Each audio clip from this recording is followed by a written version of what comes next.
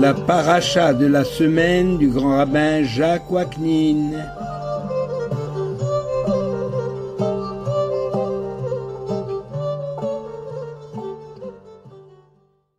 Chers amis, bonjour. La paracha Kitavo. Après une série de lois du Code civil, la paracha Vayetse s'achève curieusement sur le rappel de l'attaque sournoise d'Amalek. Le peuple venait de s'engager dans le désert, en chemin pour la terre d'Israël, et sans lien apparent avec ce qui précède, le début de la paracha Kitavo nous parle d'un rituel que les enfants d'Israël devront observer dès leur entrée dans la terre promise. Le texte dit « Quand tu seras entré au pays que Dieu te donne en héritage, tu prendras les prémices de tous les fruits du sol, tu les mettras dans une corbeille que tu présenteras au Kohen. Tu feras alors cette déclaration « Mon père était un araméen errant, Arami Oved Avi ». Il s'agit d'Abraham, bien sûr.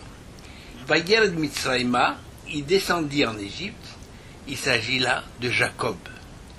Et il séjourna, c'est Jacob qui a séjourné en Égypte, il devint une grande nation, mais les Égyptiens nous maltraitèrent, alors nous avons crié vers le Dieu de nos pères, qui a entendu notre plainte. Dieu nous fit sortir d'Égypte pour nous conduire vers ce lieu et nous donner ce pays ruisselant de lait et de miel. C'est dans le Deutéronome du chapitre 26. La Haggadah de Pessah, ça c'est le texte que je viens de lire qui est écrit dans la Torah. Dans la Haggadah de Pessah, eh bien on reprend ce passage de la Torah, mais il est interprété différemment. Arami Oved Avi Vayered Mitzrayma, il s'agit du même personnage, c'est-à-dire l'araméen Lavan, il faut ajouter Lavan, il s'agit de l'araméen, ça veut dire, on va voir que c'est l'araméen, ça veut dire aussi, Arami, ça veut dire le rusé. L'araméen Lavan a voulu perdre mon père. Il a déraciner le tout, à la racine. Lavan a voulu donc perdre mon père, qui a été forcé de descendre en Égypte. Cette interprétation nous fait découvrir le caractère singulier de l'histoire d'Israël. Cet aspect singulier de notre histoire est déjà lié à Abraham. Abraham n'est devenu l'élu de Dieu qu'après avoir surmonté les 10 épreuves. Isaac eut également à lutter pour préserver sa vie et conserver l'héritage paternel. Mais c'est avec Jacob, avec Yaakov, que l'histoire va se clarifier. Lui qui a dû confronter les nombreuses tentatives d'extermination. Le premier à avoir ouvert la voie, c'est justement Lavan, l'araméen. Lavan Harami, ou plutôt le Ramaï, qui veut dire le rusé, c'est Lavan le rusé. En effet, devant le potentiel de sainteté ou devinant le potentiel de sainteté du troisième patriarche, Lavan a cherché à éliminer Yaakov, mais pas de manière ouverte, d'où la substitution de Rachel par Léa, sous prétexte que l'on ne marie pas la plus jeune avant la plus âgée. Donc la Ramaout,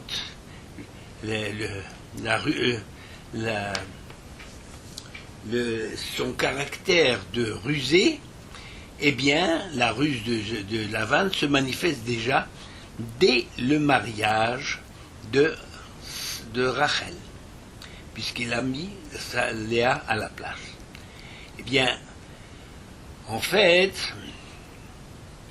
eh bien, Lavan savait que Jacob aimait Rachel, et c'est elle qu'il voulait épouser pour pouvoir poser les fondements du futur peuple de Dieu.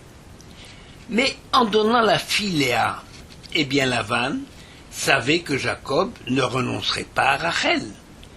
La conséquence logique sera plus tard une guerre fratricide et qui mettra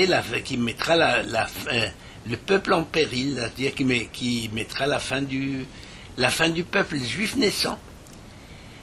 C'était sans compter sur l'intervention de la providence divine en faveur des patriarches et de leurs descendants. Nous avons la preuve de sa ruse. Lorsque Lavan poursuivit Jacob en fuite, Dieu lui vient en rêve pour lui interdire de faire du mal à Jacob. Lavan répond en sacré menteur: je voulais juste embrasser mes filles et mes petits-enfants. Les prévisions de Lavan se sont réalisées. Très vite, l'intimité, ou l'inimitié plutôt, s'est installée entre les frères, allant jusqu'au crime. Pour confirmer Réhouven, l'aîné de Léa, dans ses prérogatives de premier-né, il fallait donc se débarrasser de Joseph, qui était l'aîné de Rachel, et Joseph qui était devenu encombrant. Mais Dieu exerce sa protection, et Joseph a la vie sauve. Il est vendu en Égypte, où il deviendra vice-roi du Pharaon, avec la possibilité de préparer le terrain pour les membres de sa famille, car la famine va s'étendre dans le pays. Et c'est ainsi que Jacob descend en Égypte, ainsi que le signale le texte de la Torah, et il descendit en Égypte. Il s'agit donc de Jacob. La tentative d'extermination du peuple juif naissant a échoué. De plus, tout le projet de Lavan se trouve réduit à néant. La vente de Joseph en Égypte va donner l'occasion à ses frères, les fils de Léa, de reconnaître et de confirmer la primauté de Joseph, telle que Joseph l'avait vue dans ses rêves. On va voir qu'Israël doit mener un combat perpétuel jusqu'à aujourd'hui. Lorsqu'une nation déclare la guerre à une autre nation, elle espère une victoire pour en tirer des avantages stratégiques ou économiques. Israël fait exception à la règle.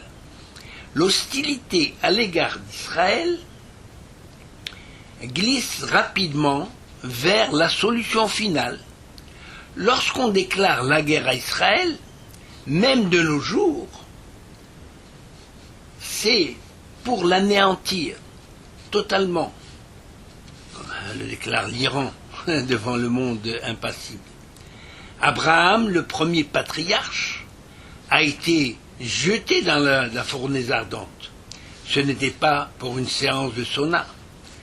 L'ange d'Ésaü ne s'est pas contenté de lutter et de luxer la hanche de Yaakov,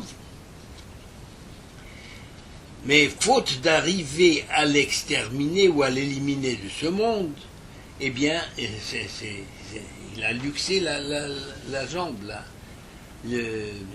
C'est de là qu'on ne mange pas le nerf sciatique, en souvenir de cette lutte de l'ange avec l'ange d'Ésaü avec Yaakov.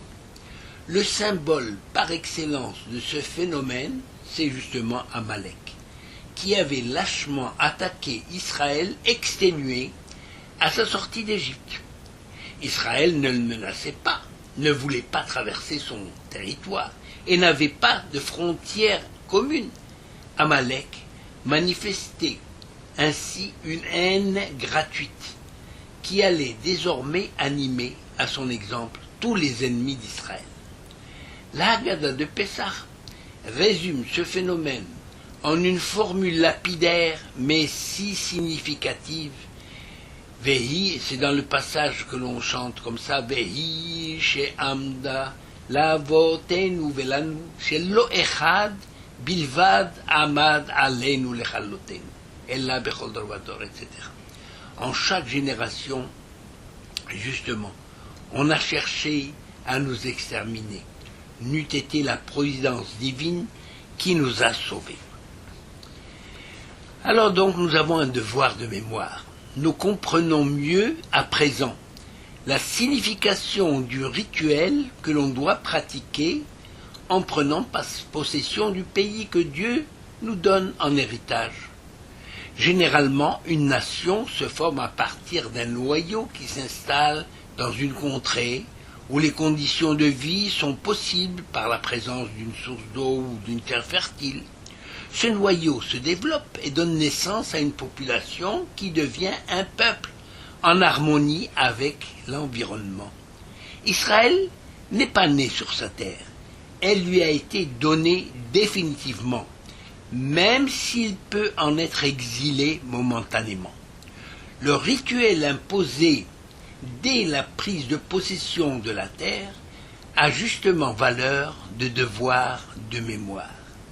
Plus tard, lorsque son grand-père ou un aïeul va raconter l'histoire de la Shoah, par exemple, ou des rafles des Juifs, ou de l'Inquisition, etc., l'enfant né dans des conditions normales dans un État juif n'aura pas l'idée de dire « mais où étaient nos soldats de Tzahal ?» Tout juif, justement, doit se rappeler qu'il était en Égypte. Ce qu'on dit, qui nous a fait sortir d'Égypte, et on doit considérer comme si on est encore en Égypte. Parce que l'Égypte, c'est le symbole de toutes les persécutions et que l'Éternel nous en a fait sortir pour nous installer sur notre terre. Ce rituel n'est pas uniquement le rappel d'une histoire du passé, mais le moyen ultime pour surmonter une épreuve difficile. Si Dieu est intervenu pour nous faire sortir d'Égypte, c'est parce que nous nous sommes tournés vers lui et l'avons imploré pour son aide. Car Hine lo yanum velo ishan shom Israël, car l'Éternel ne dort ni ne sommeille. Il est toujours disponible pour voler à notre secours si nous faisons appel à lui de tout notre cœur. À la différence des autres peuples, qui ont des jours de commémoration pour les grands événements de leur histoire, par exemple en France le 14 juillet, pour célébrer la prise de la Bastille, mais vous interrogez la plupart des Français, ne savent plus 14 juillet. Pour nous, eh bien, la sortie d'Égypte et la libération de l'esclavage, c'est chaque jour qu'elle est d'actualité, bien que l'Égypte des Écritures ne soit plus de ce monde. Alors, cette cérémonie, ce rituel se termine par cette phrase « Vesamarta becholatov », c'est-à-dire « tu te réjouiras de tout le bien que l'Éternel ton Dieu t'accorde, toi, ta famille, le Lévi et l'étranger qui est en ton sein. » Cette recommandation qui achève la déclaration du rituel est une invitation à l'ouverture à l'autre, à l'étranger. L'amour de l'étranger est d'ailleurs répété 36 fois dans la Torah. Pour quelle raison? Eh bien, la Torah dit « car tu as été étranger dans le pays d'Égypte. Par conséquent, tu peux comprendre ce que ressent un étranger. » Il ne faut donc pas se comporter comme les Égyptiens, mais vis-à-vis de l'étranger, mais lui ouvrir son cœur et sa maison. Nous retrouvons la vertu cardinale de notre patriarche Abraham. C'est l'hospitalité. L'hospitalité dans son sens le plus large, c'est-à-dire l'ouverture à l'autre dans son étrangeté et dans sa différence. Justement, c'est là la base de l'éthique de la Torah. On pourrait aborder le problème différemment, en insistant sur l'importance de conserver son identité.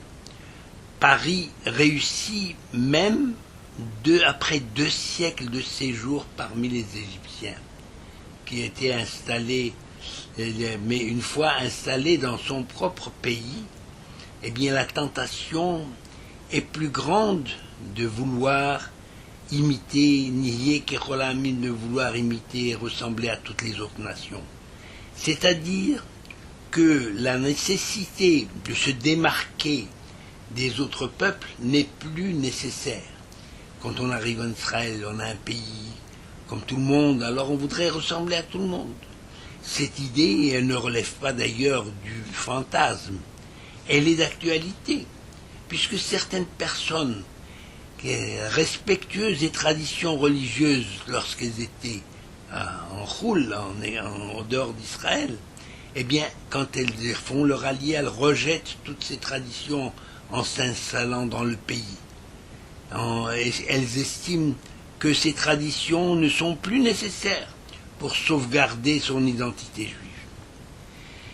Eh bien, justement, la Torah vient nous enseigner par ce rituel que l'on doit pratiquer à l'arrivée lorsqu'on prend possession du pays, tout en étant ouvert au monde et à l'étranger, le secret de notre pérennité dont nous devons prendre conscience est celui de connaître notre histoire passée pour mieux bâtir notre avenir en demeurant nous-mêmes pleins de reconnaissance pour notre Père Céleste.